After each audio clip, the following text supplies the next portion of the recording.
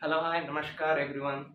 देखो आज हम पढ़ेंगे जैसे कि लास्ट क्लास में हम पढ़े थे क्या जनरल कैरेक्टरिस्टिक ऑफ जो पढ़े थे क्या एटॉमिक रेडियस और बाकी वगैरह कॉम्प्लेक्स फॉर्मेशन, वैसे ही अभी हम पढ़ेंगे जो कि इम्पोर्टेंट है। हमारा टॉपिक क्या है, ये सबसे इम्पोर्टेंट है and this is known as the colour formation. Okay, the colour compound कैसे फॉर्म करता है हमारा डी ब्लॉक एलिमेंट, उसे ही आज हम पढ़ेंगे। ठीक है, सो देखो इसे हम एक क्वेश्चन के फॉर्म में पढ़ेंगे जैसे कि हमारे एग्जाम में आ सकता है, जैसे कि हमारे सीएचएससी बोर्ड में, ठीक है, या फिर सीबीएसई बोर्ड जिसमें भी ये इंपॉर्टेंट क्वेश्चन होता है हमेशा।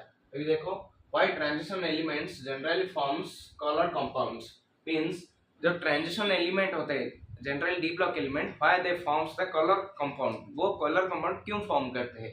सो देखो, it is the every question have one simple answer, I mean the common answer क्या होता है, they have unpaired electron in the d subshell. Okay, it is mainly due to the presence of unpaired electron in the d orbital. They shows dd transition. This is the important point you have to write. This is the main thing which is responsible for that color formation. Okay, this is dd transition. They requires very less amount of energy to undergo excitation because they forms dd transition, and after that the energy level of them, let's say this is the energy level and their energy level is in this form. It means they requires very less amount, this only this amount of energy to undergo excitation. Okay, this is their peak and this is the E2 state. Let's say this is the E1. Okay, the peak state they have to go from this state to the peak state. It is easy, whereas they are unpaid, but in paid condition the state is this type. It means अभी इन्हें यहाँ से यहाँ तक जाने के लिए ज्यादा एनर्जी चाहिए, लेकिन यहाँ से यहाँ तक जाने के लिए कम एनर्जी चाहिए। वही फंडा होता है इधर यूज, जो कि ये अनपेड इलेक्ट्रॉन होते हैं, इसीलिए इन्हें कम एनर्जी रिक्वायर्ड होता है, क्योंकि दे डीडी ट्रांजिशन फॉर्म करते हैं। ठीक है, अभी देखो क्या होता है, hence they observe the energy from the visible region. So उन्हें थोड़ा सा एनर्जी चाहिए एक्साइटेशन होने की, इसीलिए वो क्या करते हैं, हमारे विजिबल रीजन जो उनके सराउंडिंग होते हैं उससे वो गेन करते हैं, जो कि जो छोटा एनर्जी। ठीक है, so after that they source the complementary colour. So जिस प्रकार के वो ऑब्जर्व करते हैं उसके हिसाब से वो कलर दिखाते हैं, जैसे कि हमारा कॉपर जो 2+ है उसका ब्लू, फेरस दैट की green, that 3+, the oxidation states are yellow. Okay, अभी देखो, अभी क्वेश्चन था कि transition elements.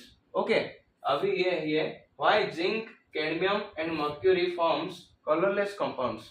Okay, so zinc, cadmium and mercury forms colourless compound due to their D10 configuration. Okay, due to their D10 configuration, क्योंकि ये जो D10 configuration होता है वो क्या होता है, ये ट्रांजिशन स्टेट में नहीं जाते हैं, इसीलिए ये लोग क्या करते हैं, कलरलेस कंपाउंड फॉर्म करते हैं। ठीक है, अभी आया elements having D0 and D10 configuration forms colourless compound. Okay, ये जो D10 एंड D0 कॉन्फ़िगरेशन होता है, ये लोग ट्रांजिशन एलिमेंट नहीं है, इसलिए ये कलरलेस कंपाउंड फॉर्म करते हैं। अभी but KMnO4 and K2Cr2O7 that is potassium permanganate and potassium dichromate having D0 configuration, इनका जो होता है D0 कॉन्फ़िगरेशन होता है, ये पर्पल कलर का होता है, ये ऑरेंज कलर का होता है। ठीक है, हमारा जो पोटेशियम परमैंगनेट है वो पर्पल होता है, पोटेशियम डाइक्रोमेट होता है जो K2Cr2O7 वो ऑरेंज कलर का होता है, इनका D0 कॉन्फ़िगरेशन। लेकिन ये एक्सेप्शन केस है जो कि कलर शो करता है, क्योंकि charge transfer theorem, due to charge transfer theorem. Okay, I hope you are understood this. अभी आप इसका स्क्रीनशॉट ले जाए, इसके बाद हम नेक्स्ट पढ़ेंगे। ठीक है,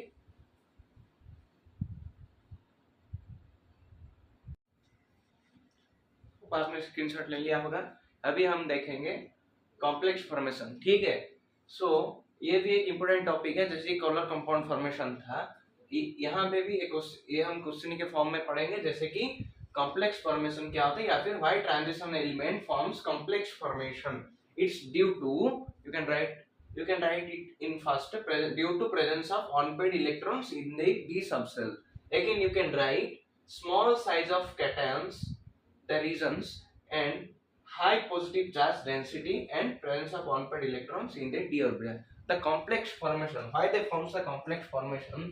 अभी देखो ये क्या होता है, इनका फॉर्मेशन कुछ डिफिकल्ट आई मीन कुछ डिफरेंट वे से होता है, इसीलिए क्यों होता है, इसीलिए ये तीन रीजन इंपॉर्टेंट है. You have to write small size of cations, high positive charge density and presence of unpaired electrons in their d subcell. Okay, you can took the screenshot and you can note it also. तो अभी देखेंगे हम क्या है ये magnetic character. ठीक है, अभी हम क्या देखें, कॉलर कंपाउंड और देखें कॉम्प्लेक्स फॉर्मेशन. ये भी उसी तरह का है, ये कि मैग्नेटिक कैरेक्टर, ये बहुत इंपॉर्टेंट है. ठीक है, इससे बिट क्वेश्चन भी आता है, जैसे कि हमारे ये हम पढ़ेंगे आगे, ये बीएम क्या होता है, इसका फॉर्मूला क्या होता है म्यू का. ठीक है, अभी देखो magnetic characteristics. Okay, why transition elements are paramagnetic in nature, ये भी क्वेश्चन आ सकता है, या फिर ये आए या फिर ये क्वेश्चन आए. ठीक है, अगर ये क्वेश्चन आए तो write the general characteristics of d block element, then you have to write the 3 to 4. Okay, you can write the magnetic moment because it's important thing. Okay, ये इंपॉर्टेंट है इसलिए आपको ये लिखना चाहिए. ठीक है, अभी देखो why transition elements are paramagnetic in nature due to presence of unpaired electrons in their d subcell, due to presence of unpaired electrons in their d subcell. Now अभी देखो the magnetic character of a substance is expressed in term of magnetic moment. अभी देखो हम क्या लिखे, ये क्या था, due to presence of unpaired electrons. ये क्यों पैरामैग्नेटिक शो करते हैं, इसका भी यही आंसर हम लिख सकते हैं कि अनपेड इलेक्ट्रॉन है इनके डी सबसेल में, इसीलिए. ठीक है, अभी the magnetic character of a substance, magnetic characteristics of a substance is expressed in term of magnetic moment, that is mu. Okay, अभी जो हमारा मैग्नेटिक कैरेक्टरिस्टिक्स होता है वो कैसे मेजर किया जाता है, म्यू में मेजर किया जाता है. म्यू का फॉर्मूला क्या होता है, root over of n into n+2, और ये है इसके unit bm, that is known as Bohr's magneton, unit of magnetic moment. ठीक है, मैग्नेटिक मोमेंट को हम कैसे रिप्रेजेंट करते हैं, म्यू से. म्यू क्या होता है, the magnetic characteristics of a substance is expressed in term of magnetic moment. इसका फॉर्मूला होता है ये, जो कि n इंटू n+2. ठीक है, ये है bm, इसका यूनिट. अभी n क्या होता है, इसमें जो n होता है ये होता है नंबर ऑफ अनपेयर्ड इलेक्ट्रॉन्स. ठीक है, ये है number of unpaired electrons. bm होता है बोर्स मैग्नेटन. ठीक है, अभी देखो हम कैसे, ये क्वेश्चन क्या था, why transition elements are paramagnetic in nature. ठीक है, अभी ट्रांजिशन एलिमेंट किसे कहते हैं, हम पढ़े थे ट्रांजिशन एलिमेंट किसे कहते हैं, जिनके पास अनपेयर्ड इलेक्ट्रॉन होता है, जिनके पास अनपेयर्ड इलेक्ट्रॉन होता है उन्हें कहा जाता है ट्रांजिशन एलिमेंट. ठीक है, अभी देखिए ये हमारे n है, अगर n का वैल्यू, अभी हमारे पास अगर कुछ भी अनपेयर्ड इलेक्ट्रॉन है तो n का वैल्यू कभी भी 0 नहीं होगा, इसीलिए n क्या होगा, not equal to 0. So n जब नॉट इक्वल टू 0 होता है तभी म्यू का वैल्यू भी नॉट इक्वल टू 0 आएगा. अगर n इक्वल टू इधर 1 to कोई भी हुआ 1 से इनफाइनाइट एक्सेप्ट 0, अभी इसका वैल्यू क्या होगा, कभी भी 0 नहीं होगा, 0 से ज्यादा ही होगा, कुछ भी हो. ठीक है, 0 से ज्यादा होगा तो उसका ये क्या होता है, म्यू इक्वल टू 0 नहीं होगा. अगर n 0 नहीं है तो म्यू भी 0 नहीं है, तो ये क्या हुआ, पैरामैग्नेटिक इन नेचर.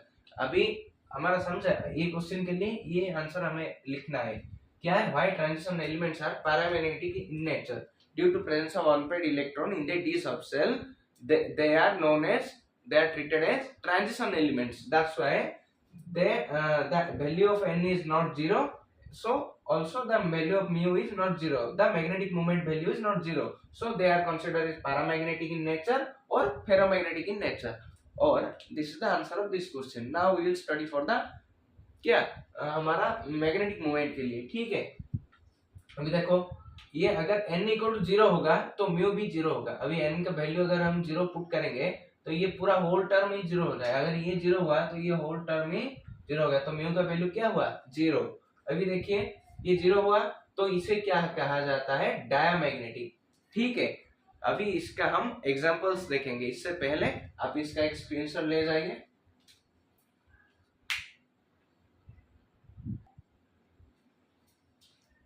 ठीक है, अभी देखिए इसका एग्जांपल क्या होगा। अभी Sc3+ मींस स्कैंडियम जो है 3+ मींस क्या है, वो अपना 3 इलेक्ट्रॉन दान कर दिया, मतलब दे दिया और किसी एलिमेंट को। ठीक है, अभी स्कैंडियम का एटॉमिक नंबर क्या होता है 21, अभी 3 दान कर दिया, मतलब 3 दूसरे को दे दिए, तो क्या हुआ 18 रहा। तो 18, अभी इसे हम 18 से रिप्रेजेंट करेंगे। अगर ये Sc4+ होता तो ये क्या होता 17 हो जाता। ठीक है, अभी ये अगर 2 माइनस होता तो 21 में 2 ऐड होता, 23 हो जाता इसका एटॉमिक नंबर। ठीक है, अभी इसका कॉन्फ़िगरेशन क्या होता है, हमारा chemical representation 1s2 2s2 2p6 3s2 3p6, इसको हम क्या बोलते हैं आर्गन। ये आर्गन का रिप्रेजेंटेशन है, इसलिए हम इसे शॉर्टकट फॉर्म में आर्गन लिख रहे हैं। ठीक है, अभी आर्गन में क्या होता है, इसमें ये फॉर्म में डी ब्लॉक का कुछ भी नामो निशान नहीं है, मतलब 0 है, मतलब number of unpaired electron is 0। This is here the number of unpaired electron is 0, so the value of n is 0. N means number of unpaired electron. Here no unpaired electrons are available, so automatically the value of mu is also 0. So when the value of n equal to 0 and mu equal to 0, this is the term is known as diamagnetic. ठीक है, अभी ये क्या है diamagnetic है। अभी एक और एग्जांपल देखेंगे, ये है हमारा लोहा जो कि है फेरस 26, एटॉमिक नंबर 26। ये है, इसका कॉन्फ़िगरेशन कैसा होगा 1s2 2s2 2p6 3s2 3p6 4s2 3d6।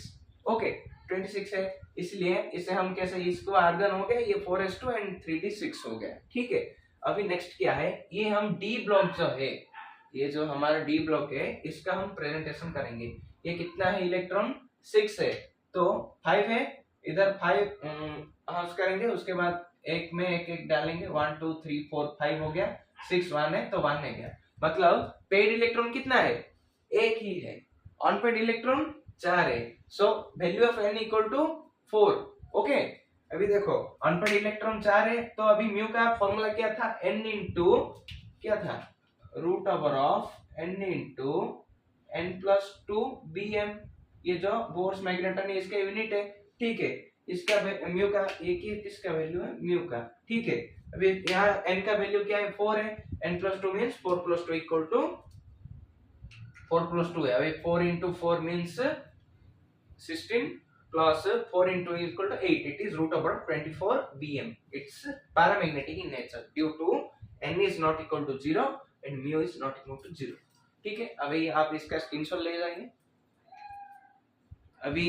ठीक है, सो अभी आज हमने पढ़ा क्या, एक है कलर फॉर्मेशन जो कि इंपॉर्टेंट है, दूसरा है हमारा ये कॉम्प्लेक्स फॉर्मेशन, और तीसरा है हमारा मैग्नेटिक मूवमेंट। ठीक है, अभी आप इन सब को नोट बनाइए, प्रैक्टिस कीजिए। ठीक है, जब हमारा क्वेश्चन आंसर सेशन होगा तभी आप लोगों को important question and exam related कुछ मिलेगा। ठीक है, तब तक के लिए थैंक यू।